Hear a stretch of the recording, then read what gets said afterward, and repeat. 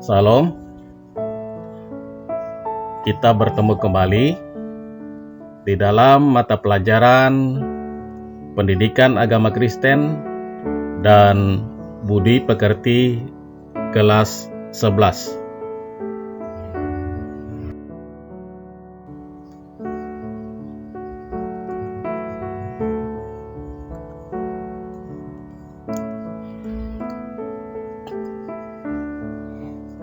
Pada bab yang pertama ini, kita bersama-sama akan mempelajari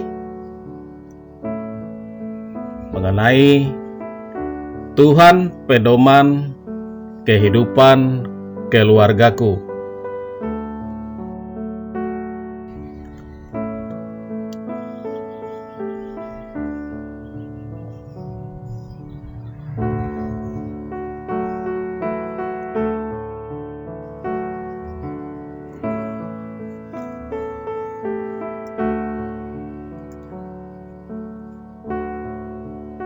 Pada pembelajaran kali ini, kalian akan belajar bersama-sama dengan saya, Pak Julian Pelangi.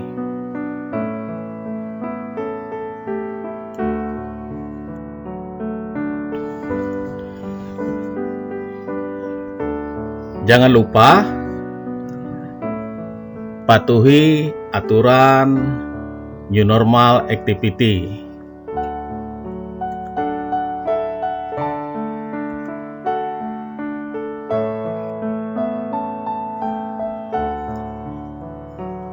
Yang pertama,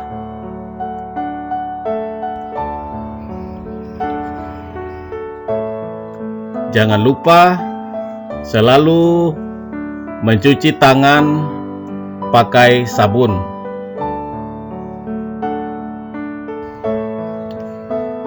Yang kedua,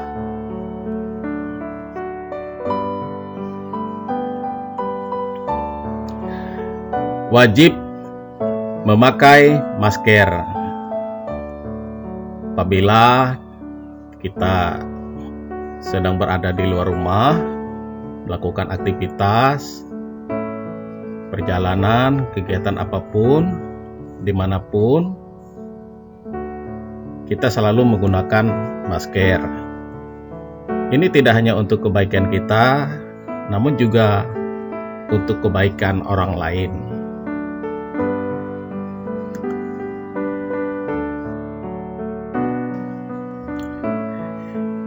Yang ketiga,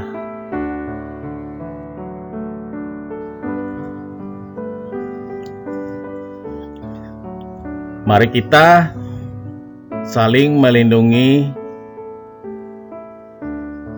dengan cara menjaga jarak.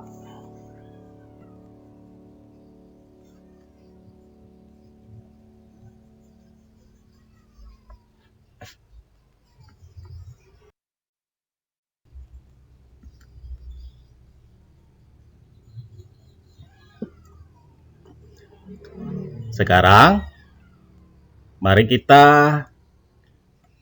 menyanyi dan berdoa untuk memulai pelajaran kita kali ini.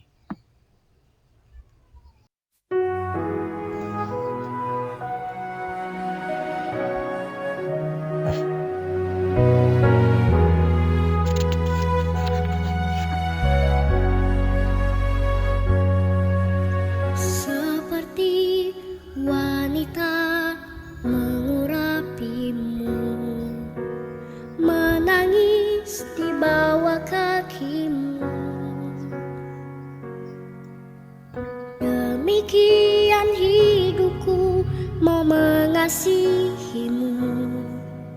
Yesus, Engkau baik bagiku.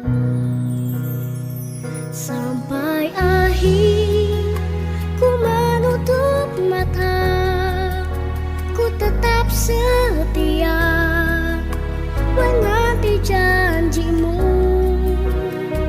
Sampai ku dapatkan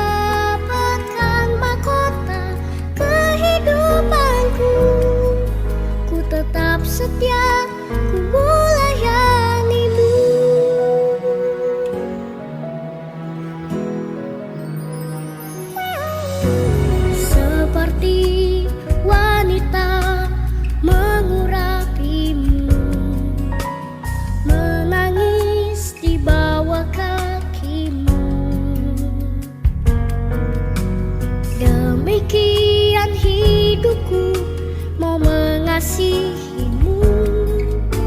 Yesus, Engkau baik bagiku. Sampai akhir ku menutup mata, ku tetap setia menanti janjimu. Sampai ku dapatkan mahkota kehidupanku, ku tetap setia, ku melayanimu.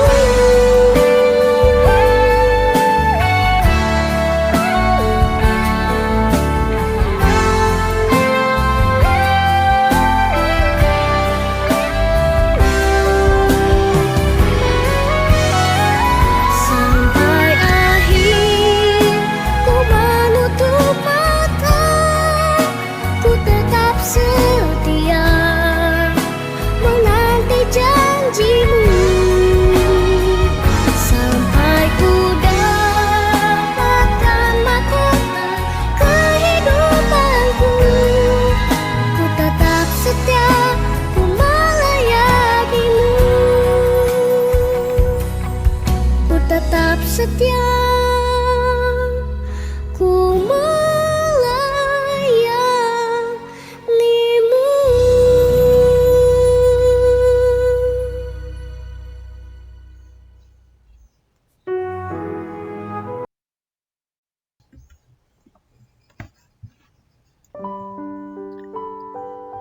Mari kita berdoa.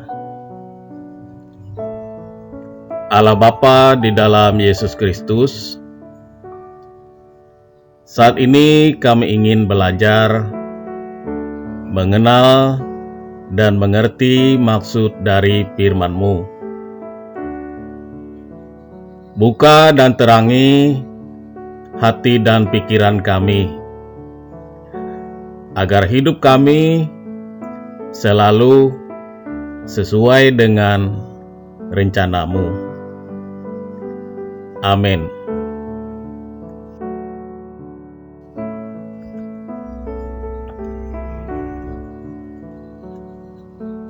Mari kita siapkan dulu Alkitab, buku, dan alat tulis, karena kita akan memulai pembelajaran kita.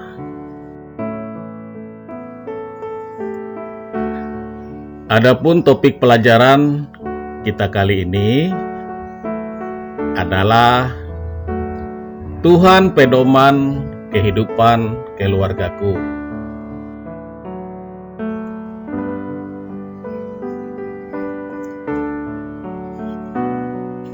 Nas yang akan menjadi bacaan kita dalam pertemuan kali ini diambil dari Kejadian pasal 2 ayat 24,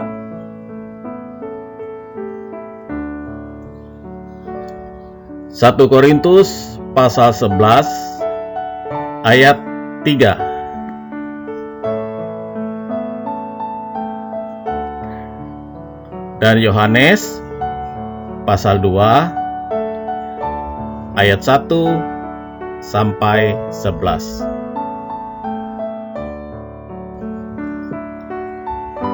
Tujuan pembelajaran kali ini adalah diharapkan peserta didik mampu mendeskripsikan dan mengungkapkan peran Allah dalam kehidupan keluarga.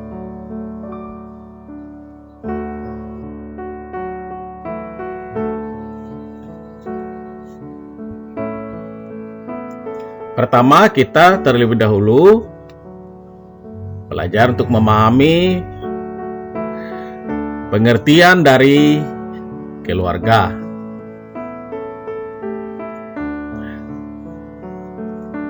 A.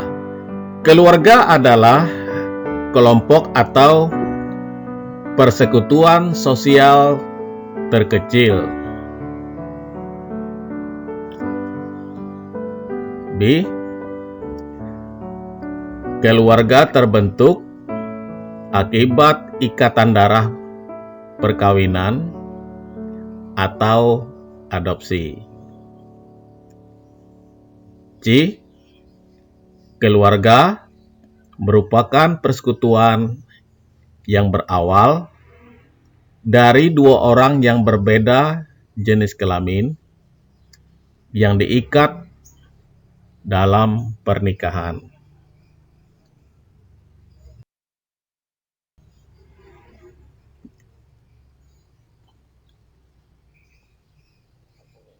Kita mengetahui dalam masyarakat ada dua bentuk keluarga, yaitu satu, keluarga inti, yaitu kelompok yang terdiri dari ayah, ibu, dan anak. Dua, keluarga batih, yaitu keluarga inti yang ditambah kerabat lain yang memiliki hubungan erat, dalam kurung hubungan darah, seperti kakek, nenek, paman, bibi, sepupu, kemenakan, dan sebagainya.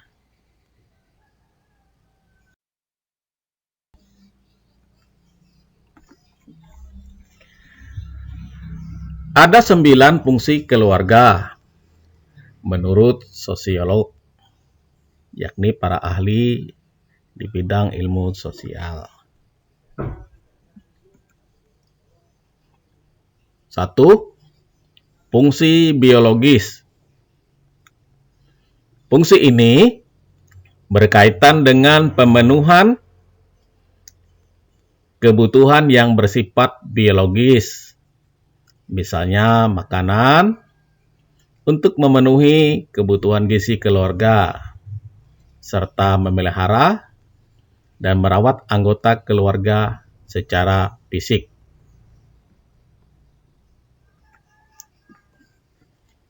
2. Fungsi sosialisasi. Fungsi ini berhubungan dengan pembentukan kepribadian anak, supaya dia bisa bergaul dan menempatkan diri dengan baik dimanapun ia berada. 3. Fungsi afeksi. Fungsi ini berhubungan erat dengan pembentukan pribadi atau karakter si anak.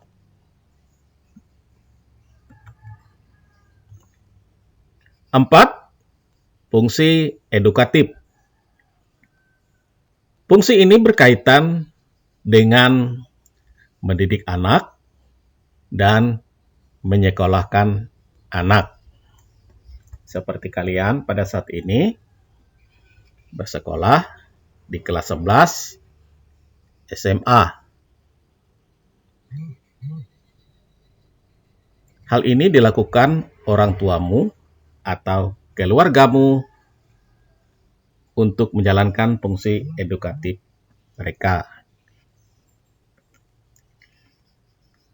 5. Fungsi religius. Fungsi ini mendorong dikembangkan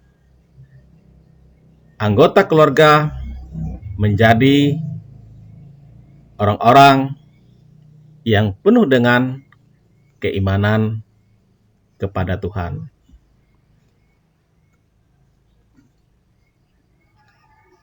6. Fungsi protektif. Fungsi protektif memberikan tempat yang nyaman bagi anggota keluarga dan juga memberikan perlindungan baik secara fisik, ekonomi, maupun psikologis.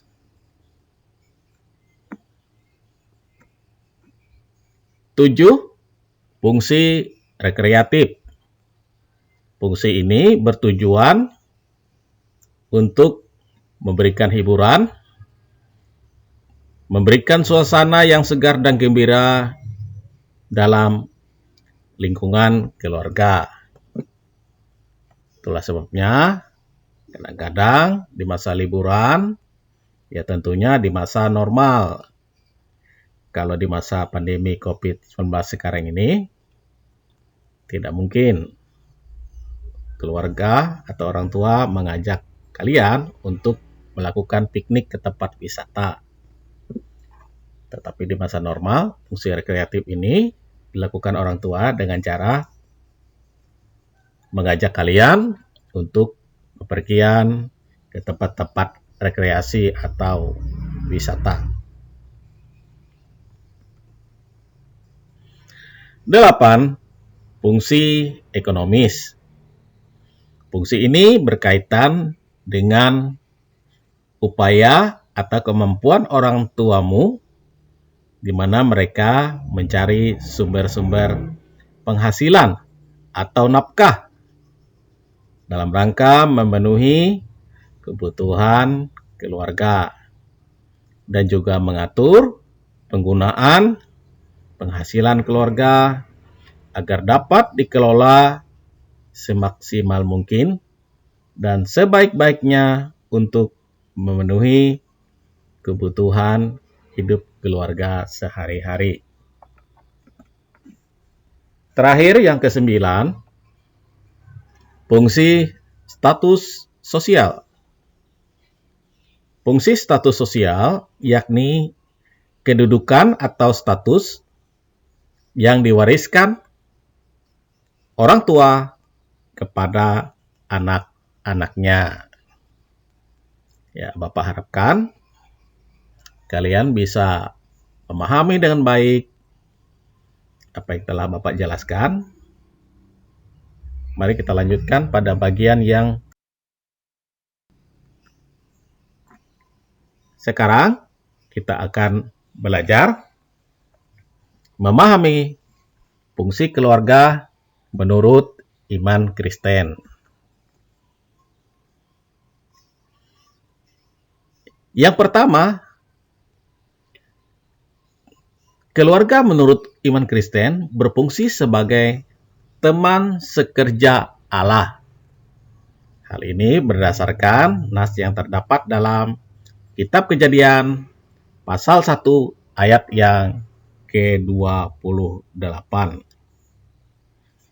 Di mana setiap keluarga Kristen itu memiliki tugas untuk dapat mengelola alam lingkungan dengan segala isinya dengan baik.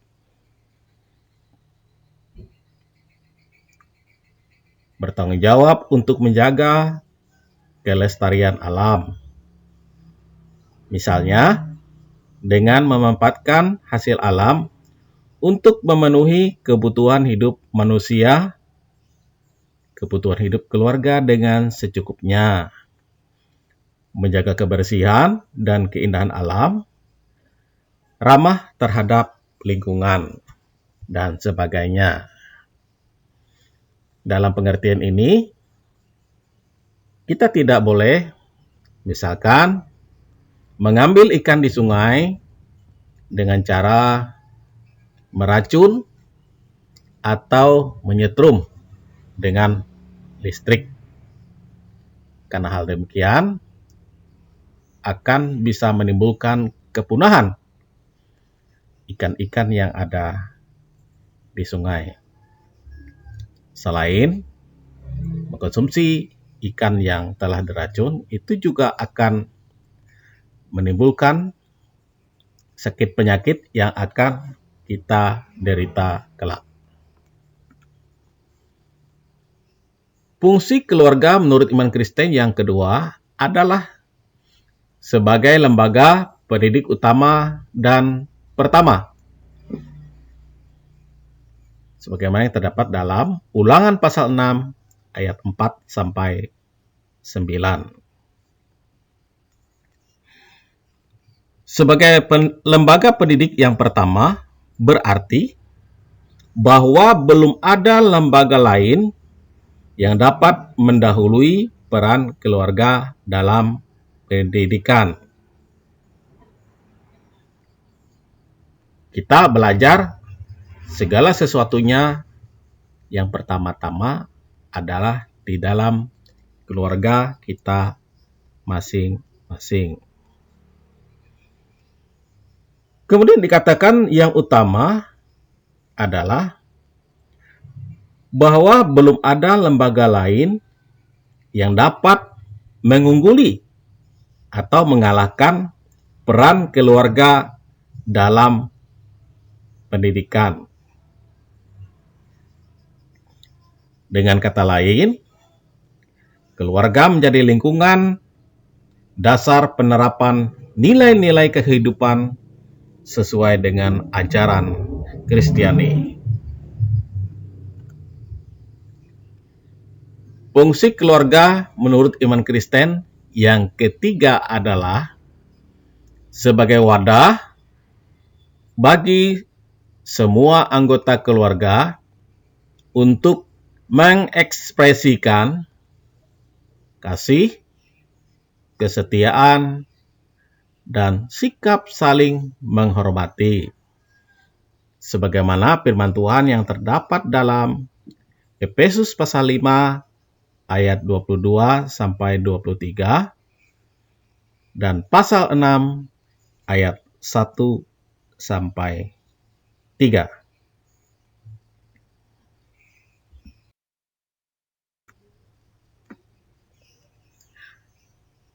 Nah, sekarang kita akan kembali mempelajari peran Allah dalam kehidupan keluarga, termasuk juga di dalam keluarga kita masing-masing. Peran yang pertama adalah bahwa Allah merencanakan terbentuknya sebuah keluarga. Itulah sebabnya Allah menciptakan laki-laki dan perempuan. Kejadian pasal 2 ayat 21 sampai 25. Dalam perbedaan itu, maka manusia saling membutuhkan satu sama lain. Itu sebabnya Tuhan memberikan daya tarik satu sama lain, sehingga timbul rasa suka yang membuat mereka bertemu dan mengikat diri dalam suatu pernikahan yang kudus.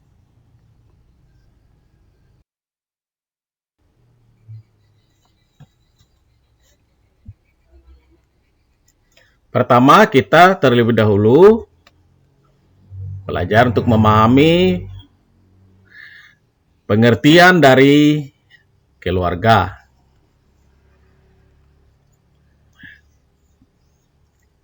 A. Keluarga adalah kelompok atau persekutuan sosial terkecil. B. Keluarga.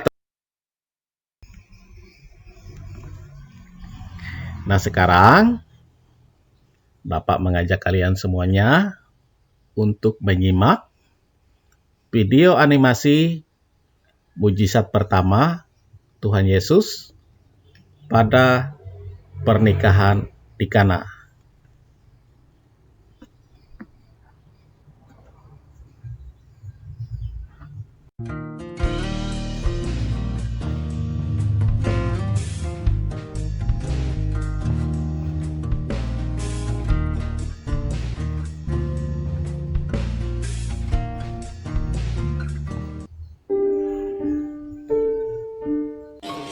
Yesus dan murid-muridnya berangkat ke Galilea. Pada hari ketiga, ada perkawinan di Kana yang di Galilea.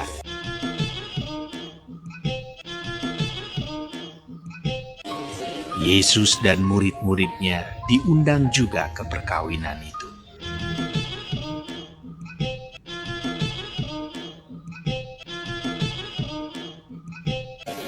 Dan ibu Yesus ada di situ.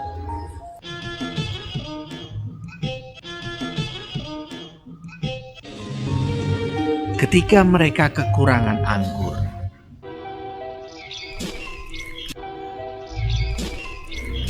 ibu Yesus berkata kepadanya, Mereka kehabisan anggur. kata Yesus kepadanya, Mau apakah engkau daripadaku? Saatku belum tiba. tetapi ibu Yesus berkata kepada pelayan-pelayan, Apa yang dikatakan kepadamu, buatlah itu. di situ ada 6 tempayan yang disediakan untuk pembasuhan menurut adat orang Yahudi. Masing-masing isinya 2-3 buyung. Yesus berkata kepada pelayan-pelayan itu, Isilah tempayan-tempayan itu penuh dengan air. dan mereka pun mengisinya sampai penuh. Lalu kata Yesus kepada mereka, Sekarang cedoklah dan bawalah kepada pemimpin pesta. lalu mereka pun membawanya. Setelah pemimpin pesta itu mengecap air yang telah menjadi anggur itu, dan ia tidak tahu dari mana datangnya, tetapi pelayan-pelayan yang mencedok air itu mengetahuinya. Ia memanggil mempelai laki-laki dan berkata kepadanya, Setiap orang menghidangkan anggur yang baik dahulu, dan sesudah orang puas minum, barulah yang kurang baik. Akan tetapi, engkau menyimpan anggur yang baik sampai sekarang. hal itu dibuat Yesus di Kana yang di Galilea sebagai yang pertama dari tanda-tandanya, dan dengan itu ia telah menyatakan kemuliaannya, dan murid-muridnya percaya kepadanya.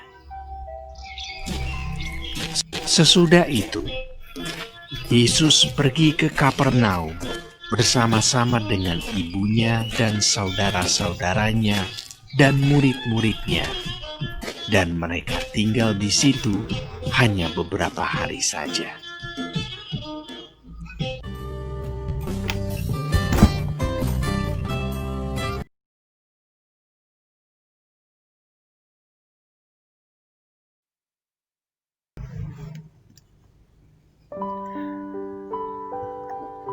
Ya, tadi kita sudah bersama menyaksikan animasi mujizat yang Tuhan Yesus lakukan dalam pesta pernikahan di Kana. Namun, perhatian, cinta kasih yang Tuhan Yesus lakukan tidak cuma dilakukan di masa lampau. Tuhan Yesus juga akan menolong dalam kehidupan keluarga Kristen pada masa kini, termasuk keluargamu juga.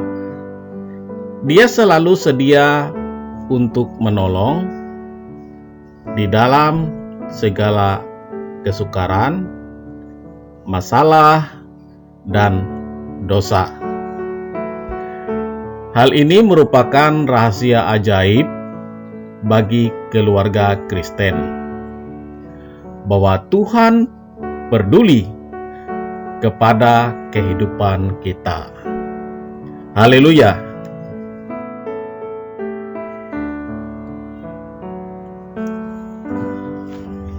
Nah, sekarang Bapak akan memberikan tugas kepada kalian yang nanti akan kalian kerjakan pada form classroom yang tersedia. Tugasnya adalah bacalah 1 Korintus pasal 11 ayat yang ketiga.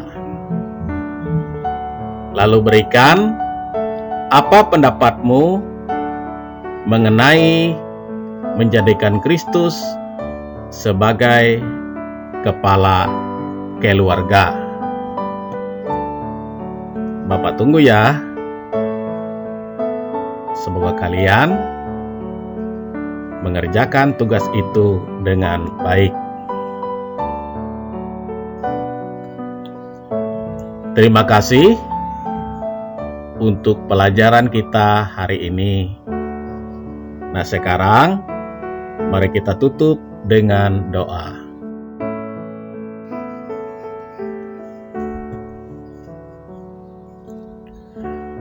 Allah Bapa kami di sorga, terima kasih atas firman-Mu pada hari ini. Mampukan kami hidup seturut kehendak-Mu. Berkati keluarga kami, dan ajarkan keluarga kami untuk selalu menyenangkan hati-Mu. Dalam nama anak-Mu Yesus Kristus, kami berdoa. Amin.